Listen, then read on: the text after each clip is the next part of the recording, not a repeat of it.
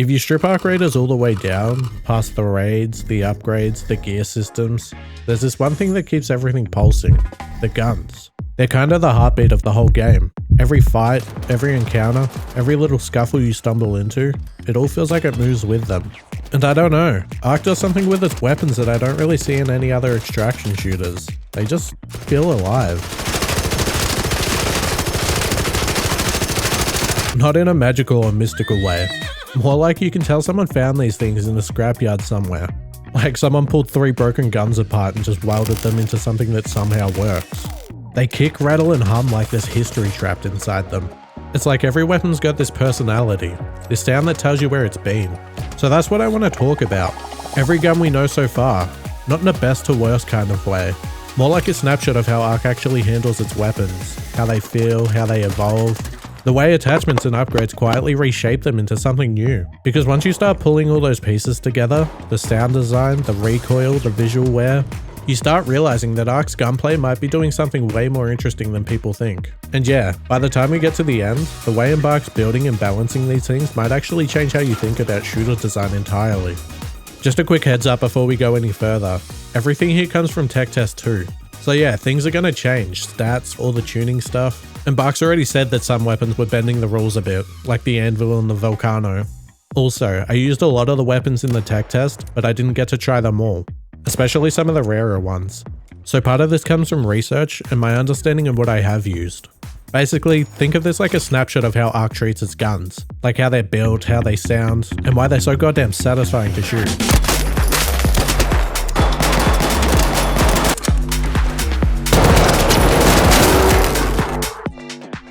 Assault rifles kind of sit at the center of everything in Arc. They're the baseline, the thing you keep coming back to when all else fails. They're reliable, flexible, and just satisfying to shoot.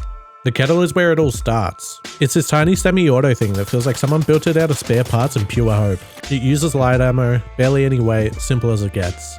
It's what you grab when you need something cheap, and it's great until you try and use it against Arc. Because it uses light ammo, using it against Arc feels like throwing gravel at a tank. But we'll break down how ammo types work later. The kettle teaches you how Arc wants you to shoot. You can feel the game guiding you into this deliberate pace, one that's not about holding the trigger, but about timing your breaths between shots. And that rhythm sticks with you. Later when you pick up heavier guns, you start realizing that Arc's whole combat system is basically built around that same rhythm. Then we have the Rattler, which to me feels like the Arc Raiders version of an AK-47. It's likely the first full auto gun you'll use. The Rattler uses medium ammo and kicks a lot harder. This was actually the first gun I used in the test, and I remember being so confused when it ran out of ammo after like 10 bullets, and then you start slowly reloading, 2 rounds at a time. Early on, it's rough, you have to babysit it. You spend more time reloading than shooting, but then you learn you can upgrade it, and that's when this gun comes alive. Fully leveled up, suddenly you've got 24 rounds in the mag. And what's cool is, the upgrades don't make it stronger in the usual sense. They make it trustworthy. The base damage doesn't go up, what changes is the way it handles. Bigger mag, smoother recoil, faster reloads. Upgrading weapons change how they feel, not just ooga booga bullet do more damage, which is awesome, but we'll touch on that later. The Arpeggio is Arc Raiders burst rifle, which is just the sickest name. It's 3-round burst, accurate, barely any drift. It takes a bit to get used to, but the longer you use it, the more it starts to make sense. You end up sinking to it without even noticing. You peak, burst, wait a beat. It becomes this little back and forth rhythm that feels almost like a musical. I just love how unique and thought out these guns are. And then there's the thanks past me. What I meant to say is, and then there's a Tempest. This is essentially the AR-15 of Arc Raiders. Tempest means a violent windy storm, which makes sense for this gun. It's full auto, medium ammo, clean recoil. It's the gun that just works. I don't know if they've already said, but in the tech test, it was overtuned. It is an epic rarity weapon, so I'm interested to see what they actually do with this. Bippity boppity, time for battle rifles. These are what you pick up when you want to slow down. They're heavier, slower, and they hit like a truck, but only if you actually hit the shot. The Pharaoh, which literally just means contains iron, is the big one. Heavy ammo, single shot, absurd kick. Every pull of the trigger feels like slamming a piston into the air. You miss and you feel stupid, you hit and the world just kind of stops. It's got that one-shot fantasy thing going for it. Cinematic as hell. You can tell Arc isn't trying to reward speed here, it's trying to reward timing. The Pharaoh forces you to slow down and actually feel that timing. The Renegade takes the same idea and dials it back just enough to be forgiving. And no, not that Renegade. Instead of heavy ammo, it uses medium ammo. Still powerful, just faster and more manageable.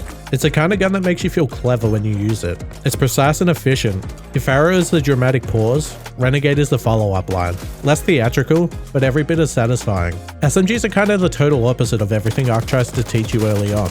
They don't seem to care about patience or pacing or rhythm. Up first is the Stitcher.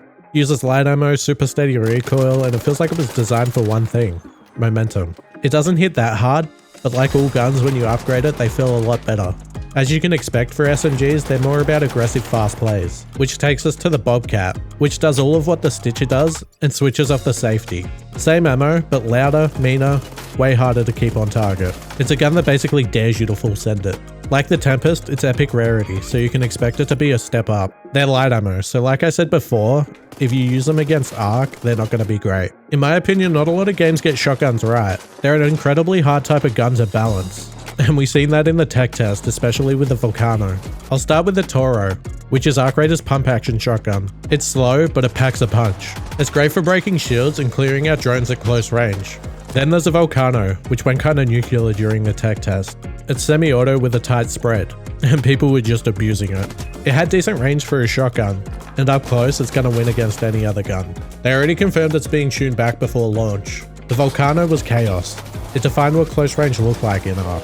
In games, for some reason, pistols are always my favorite, and Arc Raiders really nails their feel. They're not just sidearms that you swap to when your main gun's out of ammo. Well, there's some exceptions. The hairpin. It has a built-in silencer and you have to cock it between each shot. I didn't use it a great deal, but it doesn't seem that viable. I'm curious to see if they've made any changes by launch. The Beretta is the classic sidearm. Faster draw, low damage, light ammo. It's great if you want to go in light but still have something to defend yourself with. Then there's a Venator, which is essentially the Beretta's older cooler sibling. Venator literally means hunter, which is what you'll be doing with it. It uses medium ammo and fires 2 bullets at the same time. Then we have my favorite weapon, the Anvil, which is essentially Arc Raiders Magnum. It uses heavy ammo and hits like a freight train. Like all weapons, it sounds incredible and feels incredible. And because it uses heavy ammo, it's great against Arc machines as well. Like the Volcano, and Bark later admitted that it was overperforming. Another one of those guns bending the rules. So yeah, it's definitely getting tuned down. I just hope they don't get rid of the awesome feel of shooting it. They only have one LMG in Arc right now, the Torrent. It's huge, heavy, and feels like it's been built out of spare ship parts. The recoil's wild. It climbs, shakes, and argues with you the whole time. You end up fighting it just as much as whatever's in front of you. Torrent isn't for sprinting around, it's for holding ground. Great for suppressing other raiders or just locking down a hallway. Then there's the Equalizer, which feels like it wandered in from a different game entirely. It's a high-capacity beam rifle that runs off pure energy ammo. It's this long, steady beam that chews through anything mechanical. It's heavy, somewhere around 14 kilos. Slow to handle, you can't mod it, can't upgrade it, can't slap on an attachment. It's locked to what it is. But it absolutely melts Arc. One of the interesting things about Arc Raiders is that the legendary weapons don't really feel made for PvP. They're more specialized, built specifically to counter Arc units. Even the description says it, extremely effective against Arc plating. So far, it's the only weapon that uses energy ammo. I kinda like what they're doing with legendaries in Arc Raiders. You get a massive power spike against Arc machines, but it doesn't give you this annoying insane advantage over other players. I'm really curious on what people's thoughts are on this, so feel free to drop a comment. Like battle rifles, using a sniper in Arc Raiders forces you to slow down. They make you stop, breathe, and actually think about what you're doing. It uses medium ammo, is lightweight, and is by far the best long-range weapon. It being lightweight allows you to stay light on your feet. You're able to reposition easily without feeling weighed down. It's just good old-fashioned clean sniping. The Jupiter's a bit of a weird one. Like the Equalizer, it's a legendary. I haven't got to use it, but from what I've seen, it follows the same rules as the Equalizer. It's not overpowered or crazy in PvP, but it absolutely shreds Arc. Not every weapon in Arc feels like it's meant to compete with everything else, and honestly, that's kind of refreshing. If the Equalizer melts Arc units but barely dents a player, that actually makes sense. It shows that Embark's not trying to make everything perfect on every front. It means that every weapon has its place, and that balance between power and purpose is where Arc feels different. The genre's PvE systems already outclass anything else in the genre. Besides Hunt Showdown, I don't think any other extraction shooter even gets close. So leaning into that strength, giving us weapons that feel built for the world, just fits. You still get the thrill and power fantasy when you pull out something special, but it doesn't wreck the rest of the sandbox for everyone else. It's situational power that doesn't blow up the balance. If Ark keeps these legendary weapons as those rare contextual tools, something you bring because you plan for it, that's how you keep both sides of the game healthy. It's balance, accessibility, and long-term value all working in sync. And that same philosophy runs through everything. Crafting, modding, the whole bench system. Nothing in Ark hands you power. You build it, you learn it, you earn it through control. Quick pause, I'm actually pushing really hard to hit 5k subs before launch. So yeah, if you've been watching these and want to help me keep going, a sub would mean the world. Ark's ammo system is deceptively simple. 5 main types: light, medium, heavy, shotgun, and energy. But the way it shapes how you play is way deeper than it looks. Light ammo is the movement ammo. Keeps you fast, reloads quick, and you can carry stacks of it. Only catch is, it's terrible against Ark. It's built for raider fights, not machines. Medium ammo is the in-between. Enough punch for players and drones without slowing you down. Heavy ammo is where things get interesting. You find less of it, it weighs more, but it cuts through Ark's armor like nothing else. Guns like the Pharaoh, the Anvil, they all feed off it. That's a big part of why the Anvil felt so broken during the test. It wasn't just the damage, it was the ammo efficiency. It let a sidearm hit like a main weapon in both PvP and PvE. Shotgun shells sit in their own lane. Short range, big impact, heavy weight. You feel every shot. Then there's the energy ammo, the rarest of the bunch, used only by the equalizer for now. It's expensive, specialized, and it feels like it's meant for endgame. Ammo types change more than just damage values. It decides how much you carry, how heavy your gear feels. This is where things go to the next level. Ark's attachments and mod system is where it really opens up. Each gun has its own set of slots. Things like barrels, grips, stocks, silencer, magazines. But not all of them fit everywhere. You start realizing how personal each gun feels, like it's got its own limits and you have to learn around it. Attachments come in tiers, 1, 2, and 3, and every step up gives you better bonuses, but also bigger trade-offs. You'll unlock them through crafting or trading or finding them out in the Rust Belt. The early ones can be built at the workbench once you get the materials and the recipe, but for the higher tiers, the bench itself needs to be upgraded. Once you start slotting things in, you see how deep it goes. Compensators and muzzle brakes tighten recoil patterns, which help a ton of the automatic guns. Silencers cut noise by around 60% at tier 3, but increase the weapon's durability burn. Extended mags give you more rounds, but they drag out reload times. Then you have things like grips that help you with recoil and sway. All the things you'd expect for weapon attachments. But then there's the weird ones. One I got to use was called the Anvil Splitter. It adds 3 projectiles per shot, but drops the damage of each one. Or the kinetic converter that makes your fire rate jump about 20% while making recoil worse. All of them need parts, metal, wires, mod components, and then you can craft them once your bench hits the right level. If you don't want to wait, you can buy some of the lower tier ones at Tier 1 shop for cash. It's a nice way to get a bit of extra control on your weapons. There's no perfect setup, it all comes down to feel. Every weapon has its own rhythm, the way it climbs, sways, and snaps back. Once you've used a gun long enough, you start anticipating the rhythm, pulling against it like you're in sync. And then there's upgrading the weapons themselves. Everything eventually runs through the workbenches.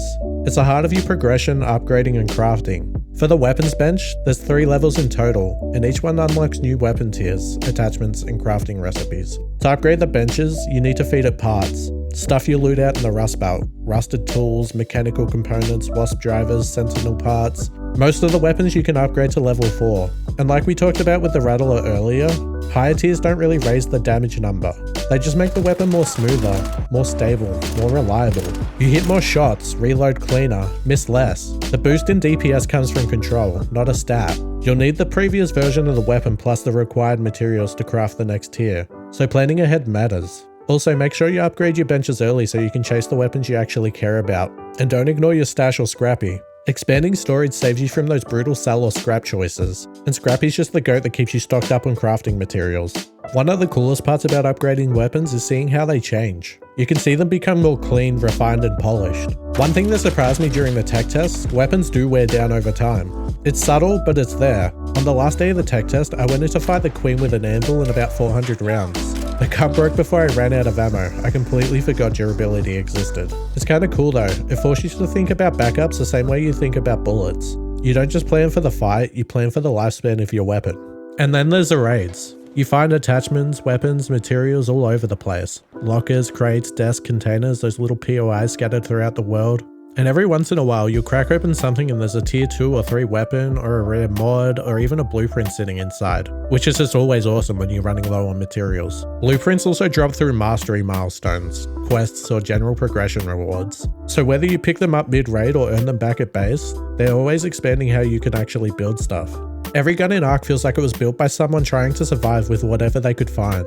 They've got this handmade energy to them all, like retro scavenged tech that shouldn't work as well as it does. You start noticing small stuff like the mismatched panels, the awkward reloads, the magazines that look like they were cut from different guns entirely, and then there's the sound design. My god.